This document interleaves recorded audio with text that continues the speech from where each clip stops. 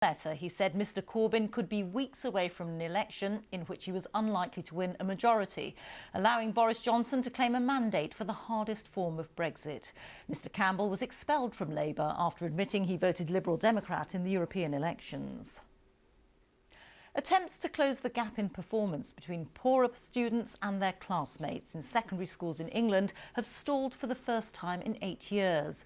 The think tank, the Education Policy Institute, found that children who are eligible for free school meals are on average a year and a half behind other pupils by the time they take GCSEs. Frankie McCamley reports.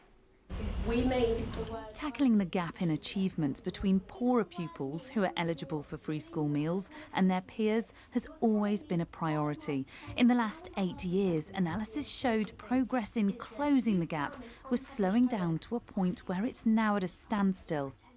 Researchers found between 2017 and 2018, the gap has actually widened slightly by 0.2 months to 18.1 months, meaning poorer pupils are now a year and a half behind their peers by GCSE level. The report also warns that Black Caribbean pupils have experienced particularly poor progress.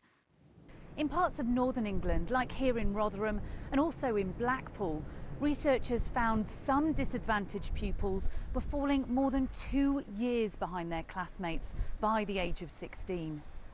In secondary schools, they are more likely to be in deficit than primary schools, with around 30% of secondaries in deficit. And that's the age range where we're seeing the real problems with the gap stopping and potentially starting to widen in future. At the current rate, the study predicts it will take 500 years to close the gap.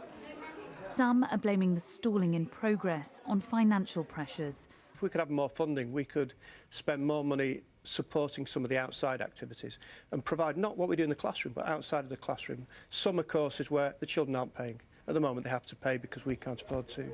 But the government says the gap for both primary and secondary schools has narrowed overall since 2011, with nearly £2.5 billion spent supporting disadvantaged pupils this year alone. Frankie McCamley, BBC News.